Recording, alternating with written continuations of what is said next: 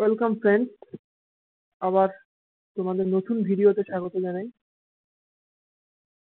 আজকে আমি শুরু করছি এবার থেকে ডেইলি কারেন্ট অ্যাফেয়ার্স দেওয়ার চেষ্টা করব, বা 2-3 দিন বাদে ওই কম্বাইন্ড কারেন্ট অ্যাফেয়ার্সটা দেওয়ার চেষ্টা করব, যেটা তোমার WBCS, banking exam, staff selection commission, mainly এগুলোর কথা মাথায় রেখে আমি এই ভিডিওগুলো দেব।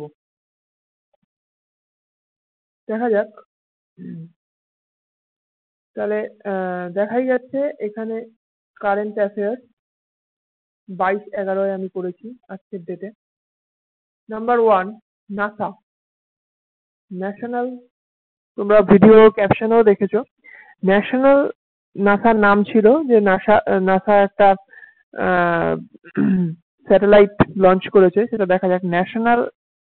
নাসার ফুল ফর্ম কি? National Aeronautics and space administration. এই অ্যাব্রিভিয়েশনে কিন্তু অনেক সময় নাসা চলে আসে। National Aeronautics and space administration launched sentinel 6। তারপরেও আছে মাইকেল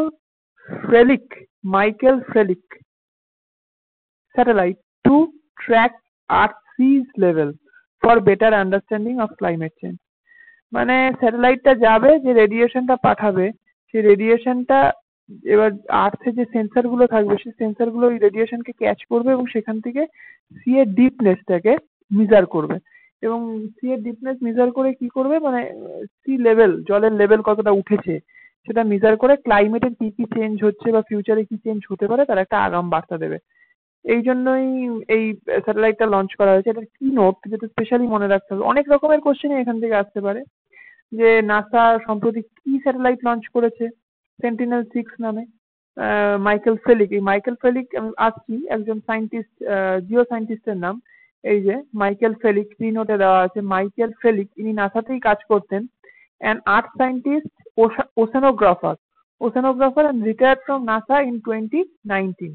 এবং সম্প্রতি তিনি রিটায়ারমেন্ট করেছেন বলে তার নামেই, তাকে সম্মান জানানোর উদ্দেশ্যেই এই যে স্যাটেলাইটটা নাসা পাঠিয়েছে এর নামই রাখা হয়েছে। ঠিক আছে, এটাই জাস্ট, বেশি কিছু দরকার নেই, এটুকু মনে রাখলেই হবে। তারপর হচ্ছে গিয়ে নাম্বার 2 এ বলছে গয়, মানে গভর্নমেন্ট অফ ইন্ডিয়া। আমরা অনেক সময় কারেন্ট অ্যাফেয়ার্সে, আমি যখন ডায়েরিতে, আমি কিন্তু শর্ট ফর্ম ইউজ করবো, এবং যত তাড়াতাড়ি পারবো আমি শর্ট ফর্ম গুলো বলে দেবো, পরে তোমাদের মনে রাখতে হবে। গয় সাইন্ড মৌ, এখানে যেমন MoU means memorandum of understanding with leading oil and gas marketing companies. Oil and gas marketing যারা লিডিং ওয়ার্ল্ড বেস কোম্পানি আছে, এখানে সেরকম ভাবে কোনো স্পেশাল নাম, কারণ অনেকের সাথেই মেমোরেন্ডাম অফ আন্ডারস্ট্যান্ডিং সাইন হয়েছে। To establish compressed biogas plant all over India. এই কম্প্রেসড বায়োগ্যাস প্ল্যান্ট, এই যে সিবিজি, কম্প্রেসড বায়োগ্যাস প্ল্যান্ট, এরা সাধারণত যে ন্যাচারাল গ্যাস বা বায়োগ্যাস উৎপন্ন করবে, সেগুলো উৎপন্ন করবে ক্রপ ওয়েস্ট থেকে। রিসোর্সটা কোথায়? রিসোর্স হচ্ছে ক্রপ ওয়েস্ট, মানে ফসল কেটে নেওয়ার পরে যে ওয়েস্ট পড়ে থাকে, সেই ক্রপ ওয়েস্ট, যেগুলো কাজে লাগছে না, সেই ক্রপ ওয়েস্ট থেকে, অর্গানিক ক্রপ ওয়েস্ট থেকে এরা বায়োগ্যাস বার করবে। সেরকম প্ল্যান্ট অল ওভার ইন্ডিয়াতে এস্টাবলিশ করার জন্য government of India recently memorandum of understanding sign করেছে অয়েল গ্যাস মার্কেটিং কোম্পানির সাথে। কি নোট এটাই কি আছে? এটা হচ্ছে this agreement made under SATAT. এই সাতাতেরও তোমরা ভিডিওর একদম ক্যাপশনে ছবিটা দেখতে পাবে, যে সাতাতটা কি? S A T A T, sustainable alternative towards affordable transportation. মানে এমন অল্টারনেটিভ খোঁজা হচ্ছে যেটা সাস্টেইনেবল, যেটা পরিবেশকে কোনো হিসাবে হার্মফুল বা পরিবেশের পক্ষে কোনো হিসাবে ক্ষতিকারক হবে না, টুয়ার্ডস অ্যাফোর্ডেবল ট্রান্সপোর্টেশন। সেই হচ্ছে সাতাত ইনিশিয়েটিভ। তাহলে এই এগ্রিমেন্টটা সাতাত ইনিশিয়েটিভের আন্ডারে আছে, হুইচ ওয়াজ লঞ্চড ইন 2018। এবং এটা কি কিভাবে বেনিফিশিয়ারি হবে? যেমন কৃষকদের জন্য মোর রেভিনিউ উৎপাদনে সাহায্য করবে, কেন ক্রপ ওয়েস্টটা কৃষকরা কোনোভাবে ইউজ করতে পারতো না। আর সেকেন্ড হচ্ছে এটা নেচার ফ্রেন্ডলি হবে। Nature friendly means carbon emission রেটটা অনেক কমবে। আর সেকেন্ড হচ্ছে কার্বন এমিশন বলছি, মানে কার্বন ডাই অক্সাইড বা কার্বন মনোঅক্সাইডের যে এমিশনটা হয়, সেই রেটটা অনেক কমে যাবে। নেচার সাস্টেইনেবল হবে। আর থার্ড হচ্ছে গিয়ে মোর রেভিনিউ আর্ন করবে। আর পাওয়ার, আমাদের যেটা পাওয়ারের চাহিদা, সেই পাওয়ারের চাহিদাটাও কিছুটা কি হবে, এটা মিনিমাইজ হবে। আচ্ছা, এবার হচ্ছে নাম্বার 3, এইটুকু মনে রাখলেই হবে। আরো কিছু জিনিস মনে রাখলে, যে সাতাতের আন্ডারে আর কি কি পরিকল্পনা নেওয়া আছে, সাতাতটা যদি আমরা একটু দেখে নিই, এবং 2022 সালের মধ্যে কিরম টার্গেট, এটাও আচ্ছা, নাম্বার 3 হচ্ছে মহারাষ্ট্র চিফ মিনিস্টার উদ্ধব ঠাকরে। এই উদ্ধব ঠাকরে তো খুব খবরে আসছিল অর্ণব গোস্বামীকে নিয়ে, তবে তিনি তার মহারাষ্ট্রের জন্য কিছু ভালো কাজও করেন, দেখা যাক কি করেন। উদ্ধব ঠাকরে লঞ্চড মহা Awas Yojana.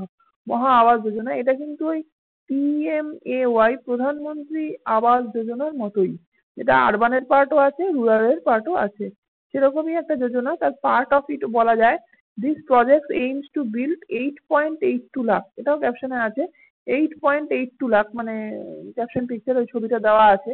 8.82 lakh rural houses in 100 days। এটা পরিকল্পনা নিয়েছে 100 দিনের মধ্যে এতগুলো রুরাল হাউস বানানোর, including toilet. The the project estimated cost 4,000 crores। সেটা কিন্তু মহারাষ্ট্র গভর্নমেন্ট লঞ্চ করেছে বা দায়িত্বটা নিয়েছে।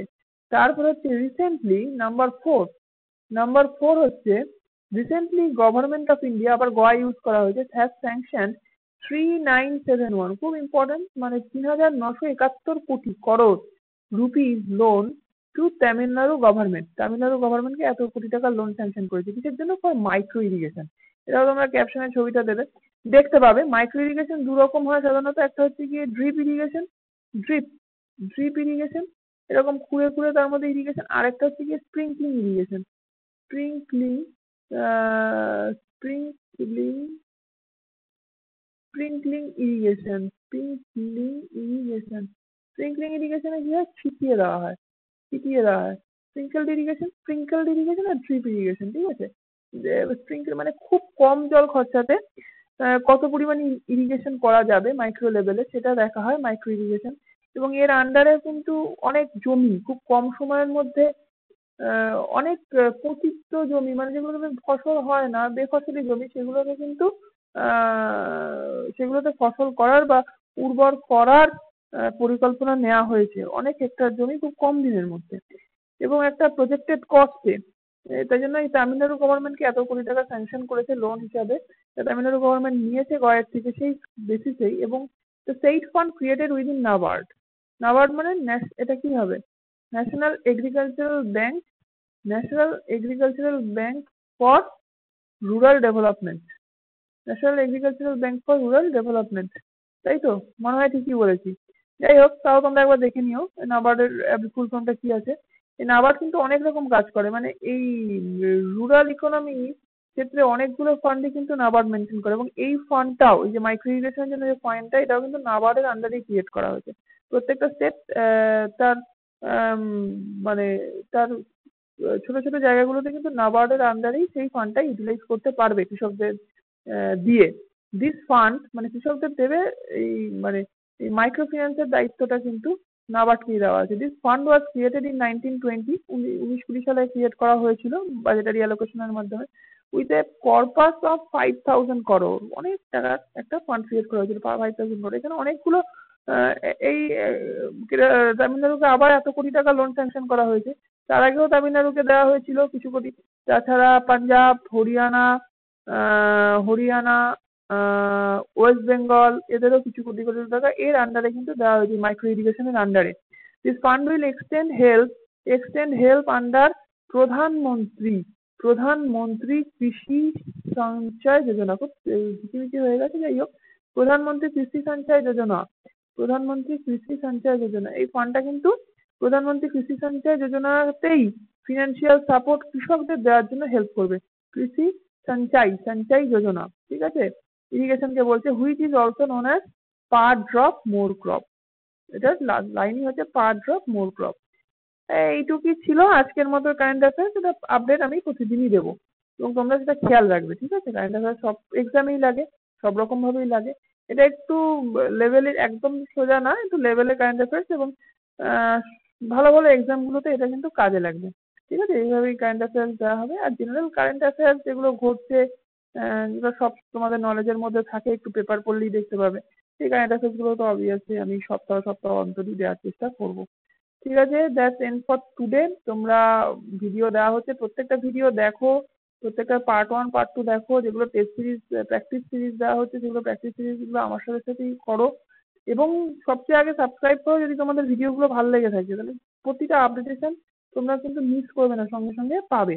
এবং আমার সাথেই তোমরা প্রিপারেশন নাও কম্পিটিটিভ এক্সামের জন্য। তাহলে আজকের মতো এখানেই ভিডিও শেষ করছি। লাইক করো, সাবস্ক্রাইব করো এবং ভালো লাগলে অবশ্যই কমেন্ট করো। থ্যাংকস।